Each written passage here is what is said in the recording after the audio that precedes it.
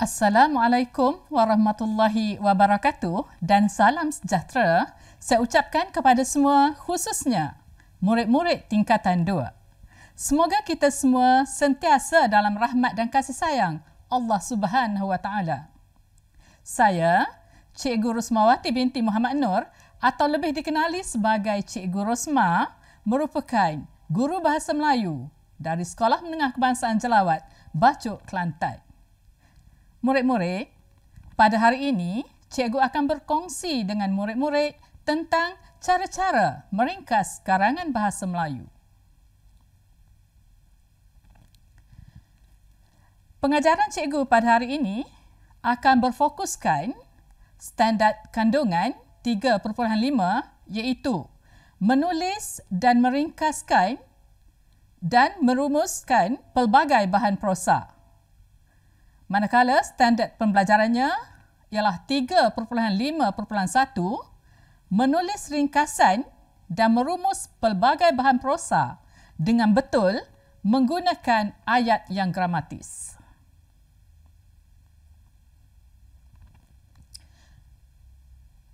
Cikgu harapkan pada akhir pengajaran dan pembelajaran murid-murid diharapkan dapat yang pertama, mengenal pasti sekurang-kurangnya 5 isi penting. Dan objektif yang kedua, murid-murid dapat menulis ringkasan yang panjangnya antara 80 hingga 100 patah perkataan dengan betul, tepat dan gramatis. Murid-murid yang cikgu sayangi, proses meringkas karangan ini cikgu ibaratkan proses untuk memakan sebiji limau. Cuba perhatikan gambar limau ini. Terkecur liur. Apabila kita hendak memakan limau yang enak ini, sudah pasti kita akan tanggalkan daun limau daripada tangkainya. Kemudian, kita akan kupas kulit limau tersebut. Seterusnya, kita akan buang urat-urat putih yang halus pada isi limau. Kita juga akan keluarkan biji-biji limau. Akhirnya, kita akan dapat isi limau yang manis untuk dimakan. Begitulah juga halnya dengan meringkas karangan ini, murid-murid. Kita hanya mengambil isi-isi pentingnya sahaja. Huraian, contoh dan peribahasa ibarat kulit, urat-urat putih dan biji limau yang terpaksa kita ketepikan.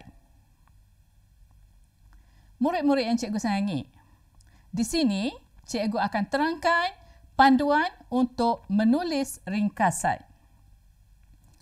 Yang pertama, kita perlulah membaca petikan dan mengenal pasti tema serta kata kunci dalam soalan atau arahan yang diberikan. Yang kedua, semasa membaca juga, kita perlu mengenal pasti isi-isi penting yang terdapat dalam teks. Panduan yang ketiga, kita hendaklah menulis ringkasan satu perenggan sahaja. Panduan yang keempat, setiap ayat yang ditulis mestilah mempunyai subjek dan predikat untuk mengelakkan ayat ini daripada menjadi ayat tergantung. Yang kelima, pelajar-pelajar digalakkan menggunakan penanda wacana. Seterusnya, murid-murid, panduan yang keenam, kita perlulah menulis ringkasan antara 80 hingga 100 patah perkataan sahaja. Dan akhir sekali, kita perlulah menulis bilangan perkataan di sebelah kanan bawah ringkasan di dalam kurungan. Ingat, murid-murid perlu mengingati beberapa perkara. Yang pertama, jangan salin bulat-bulat daripada petikan. Yang kedua, jangan ambil huraian, contoh dan peribahasa daripada petikan. kelalaian-kelalaian ini akan menyebabkan kekurangan markah dan berlebihan bilangan perkataan. Murid-murid, kita hendaklah menggunakan penanda wacana untuk menghubungkan isi-isi yang diperoleh daripada petikan. Di sini, cikgu akan tunjukkan beberapa penanda wacana yang boleh digunakan. Antara penanda wacana yang boleh kita gunakan ialah antara atau salah satu untuk menzahirkan isi penting yang pertama. Yang kedua, kita juga boleh menggunakan penanda wacana selain itu, seterusnya, di samping itu dan bukan itu sahaja untuk isi yang kedua, ketiga, keempat dan kelima. Ini bukanlah bermaksud kita tetapkan penanda wacana selain itu untuk isi yang kedua. Cuba kita pastikan di dalam petikan sekiranya penanda wacana itu telah digunakan untuk isi tertentu, kita tukar penanda wacana yang lain. Dan untuk isi yang terakhir, pelajar-pelajar digalakkan untuk menggunakan penanda wacana akhir sekali. Cikgu tahu murid-murid selalu berhadapan masalah untuk mengira jumlah perkataan. Baiklah, cikgu akan terangkan tentang teknik pengiraan jumlah perkataan. Murid-murid, semua aspek yang disenaraikan di dalam jadual ini adalah dikira sebagai satu perkataan. Yang pertama, kata nama khas. Kata nama khas dikira sebagai satu perkataan.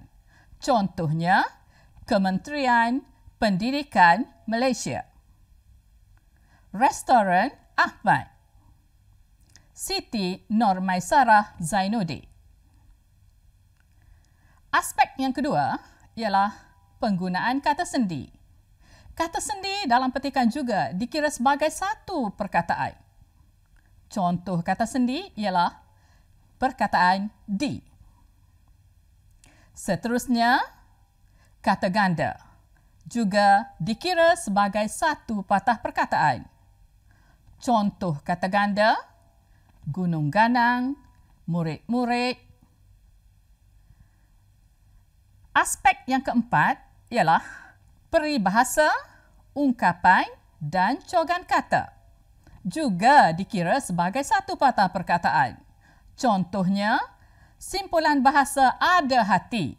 Walaupun pada hakikatnya kita bilang dua perkataan, tetapi apabila ditulis dalam rumusan, dikira sebagai satu patah perkataan kerana itu merupakan peribahasa. Begitu juga peribahasa seperti aur dengan tebing. Dan cogan kata pandu cermat jiwa selamat dikira sebagai satu patah perkataan. Yang keenam, tarikh dan angka juga dikira sebagai satu patah perkataan. Contohnya, perkataan angka 1000 dikira satu patah perkataan. Dan juga tarikh 31 Januari 2021 dikira sebagai satu patah perkataan. Seterusnya, kata majmuk. Contoh kata majmuk ialah tunjuk ajar, bercampur aduk, mengambil kira. Akhir sekali, aspek yang dibilang sebagai satu patah perkataan ialah gelaran. Contohnya, gelaran Duli Yang Maha Mulia Seri Paduka Baginda Yang di-Pertuan Agong. Dan juga gelaran yang berhormat dikira sebagai satu patah perkataan. Sayugia diingatkan, penanda wacana tidak dikira sebagai satu patah perkataan. Ingat ya, contohnya, perkataan selain itu dikira dua patah perkataan. Begitu juga perkataan di samping itu dikira sebagai 3 patah perkataan. Perkataan walau bagaimanapun dikira sebagai 2 patah perkataan. Contoh seterusnya ialah dalam pada itu dikira sebagai 3 patah perkataan dan penanda wacana akhir sekali dikira sebagai 2 patah perkataan. Murid-murid, pada hari ini juga cikgu akan memberi penerangan tentang kriteria pemarkahan. Bagi meringkas karangan, markah yang diperuntukkan ialah 10 markah isi dan 5 markah bahasa. Jumlahnya ialah 15 markah. Cuba kita perhatikan. Sekiranya murid-murid berjaya mengeluarkan 5 isi, markah yang diperoleh adalah sebanyak 10 markah. Sekiranya pelajar-pelajar berjaya mengeluarkan 4 isi, pelajar akan memperoleh 8 markah. Begitu juga sekiranya pelajar mengeluarkan 3 isi, pelajar akan mendapat 6 markah. Bagi pelajar-pelajar yang hanya berupaya mencari 2 sahaja isi, mereka hanya memperoleh 4 markah. Dan sekiranya 1 isi sahaja yang dikemukakan, pelajar-pelajar akan memperoleh 2 markah. Bagi markah bahasa pula, terdapat 3 pemeringkatan, iaitu cemerlang, baik dan memuaskan. Bagi kategori cemerlang ialah 4 hingga 5 markah, iaitu pelajar yang berupaya untuk menulis menggunakan bahasa yang baik dan lancar, menggunakan ayat sendiri, pemilihan kata tepat dan ayat yang gramatis. Seterusnya, pelajar juga menggunakan penanda wacana yang sesuai serta ejaan dan tanda baca yang betul. Peringkat yang kedua ialah 2 hingga 3 markah. Untuk kategori baik, bahasa baik dan lancar, pelajar masih berupaya menggunakan ayat sendiri, pemilihan kata masih tepat dan masih gramatis. Seterusnya, pelajar-pelajar menggunakan penanda wacana yang masih sesuai. Untuk peringkat baik juga, diambil kira sekiranya terdapat kesalahan ejaan dan tanda baca yang masih minimum. Peringkat yang ketiga ialah peringkat memuaskan. Bagi peringkat ini, markah yang diperuntukkan hanyalah 1 markah, yang mana hasil ringkasan pelajar kita dapati bahasa yang digunakan kurang lancar. Selain itu, terdapat kesalahan yang ketara dalam ayat, ejaan dan tanda baca. Di samping itu juga, bagi peringkat ini, pelajar-pelajar telah menyalin ayat daripada petikan asal secara terpilih. Baiklah, cikgu harap murid-murid faham tentang langkah-langkah untuk meringkas karangan. Sekarang, mari kita lihat contoh soalan meringkas karangan. Mari kita sama-sama baca petikan ini. Kita mulakan dengan arahan. Baca petikan di bawah dengan teliti. Berdasarkan petikan tersebut, tulis satu ringkasan tentang langkah-langkah mempopularkan permainan tradisional. Panjang ringkasan anda hendaklah antara 80 hingga 100 patah perkataan. Anda digalakkan supaya menggunakan ayat anda sendiri tanpa mengubah maksud asal petikan. Mari kita baca sama-sama. Pada era globalisasi ini, permainan tradisional mula tersisih daripada arus perdana kehidupan masyarakat. Sebelum nasi menjadi bubur, semua pihak perlu mencari pendekatan yang pragmatik bagi meninggikan martabat permainan tradisional di negara kita bersesuaian dengan peribahasa, di mana ada kemahuan, di situ ada jalan. Persoalannya, apakah langkah-langkah yang patut diambil untuk mempopularkan permainan tradisional? Antara langkah untuk mempopularkan permainan tradisional ialah peranan ibu bapa. Ibu bapa perlu mendedahkan permainan tradisional kepada anak-anak sejak mereka masih kecil, bertepatan dengan peribahasa, melentur buluh, biarlah dari rebungnya, bagi tujuan memupuk minat bermain permainan tradisional. Selain itu, pihak kerajaan melalui Kementerian Pendidikan Malaysia mestilah menjadikan permainan tradisional sebagai satu daripada kegiatan co-curriculum di sekolah. Rentetan daripada itu, pihak sekolah hendaklah digalakkan menubuhkan kelab atau persatuan yang bercirikan permainan tradisional. Setelah mengetahui secara mendalam sesuatu permainan itu, murid akan berminat untuk melibatkan diri dalam permainan tersebut. Seterusnya, usaha mengadakan pelbagai kempen cintai permainan tradisional merupakan satu kaedah yang ampuh bagi mempopularkan permainan tradisional di negara kita.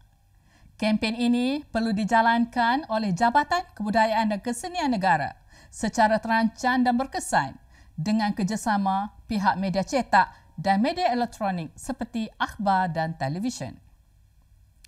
Pertukaran budaya dengan negara luar merupakan inisiatif lain yang boleh dilakukan bagi mempopularkan permainan tradisional. Apabila program tersebut dilaksanakan, maka pelajar dari luar negara yang datang ke Malaysia akan berpeluang untuk bermain pelbagai permainan tradisional di sini.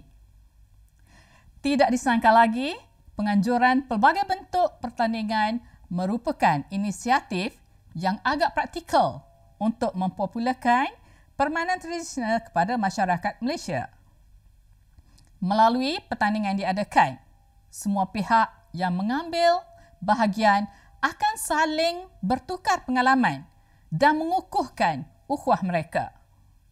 Konklusinya, semua etnik tidak sewajarnya membiarkan khazanah budaya mereka termasuk permainan tradisional terus lenyap di muka bumi kerana warisan tersebut ialah khazanah dunia yang tidak ternilai harganya.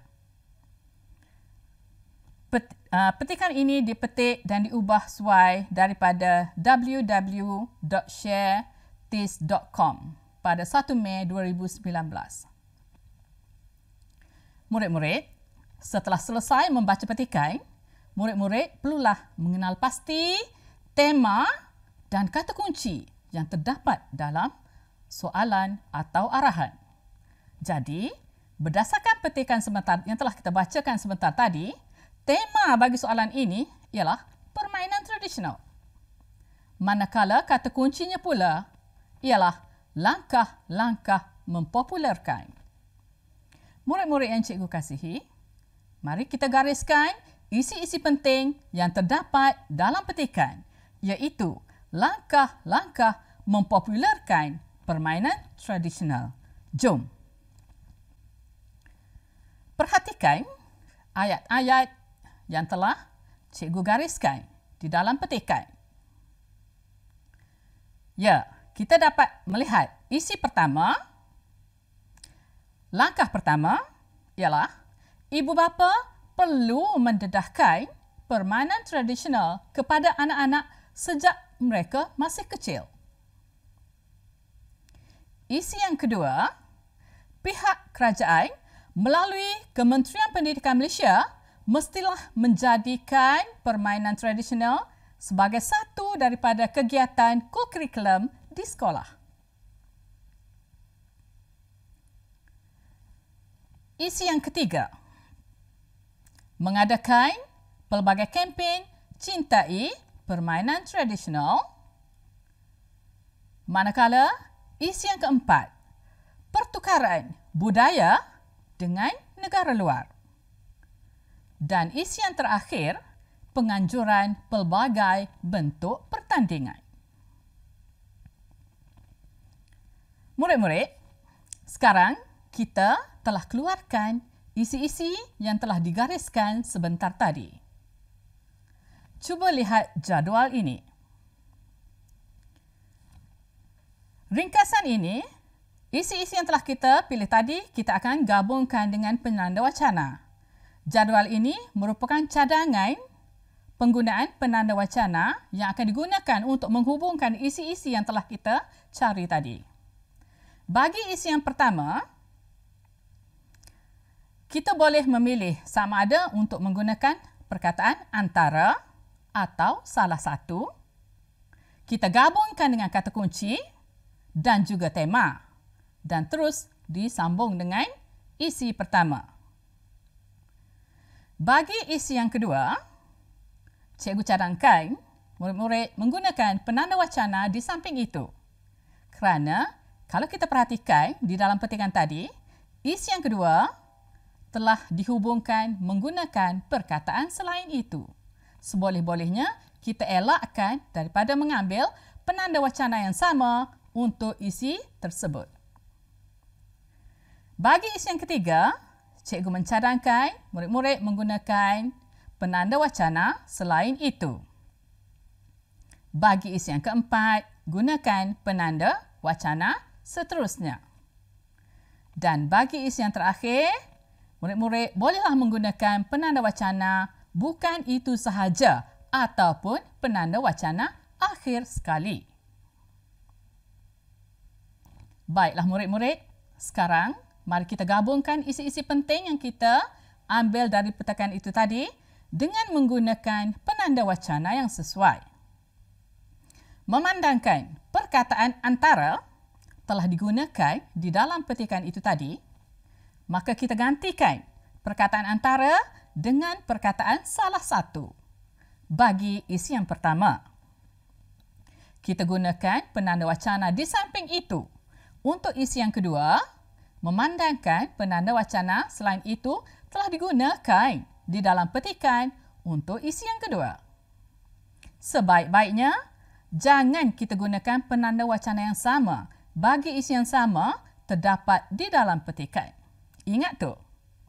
Cikgu harap murid-murid faham hal itu. Oh ya, apabila siap menulis ringkasan, jangan lupa untuk menulis bilangan perkataan di sebelah kanan ringkasan di dalam kurungan. Alhamdulillah, nampaknya kita telah selesai meringkas karangan. Cikgu harap murid-murid memahami aspek-aspek meringkas karangan yang telah kita bincangkan. Sebelum cikgu mengundurkan diri, cikgu menyusun 10 jari. Memohon maaf andainya terdapat kekhilafan dan keterlanjuran bicara sepanjang sesi pengajaran itu tadi. Izinkan cikgu mengungkapkan satu pantun untuk murid-murid. Bunga merah kemas tersemat, ayu bersanggul, jalan berlenggang. Ilmu dicurah, semoga bermanfaat. Pelajar cemerlang, pendidikan gemilang. Sehingga berjumpa lagi. Sekian, terima kasih.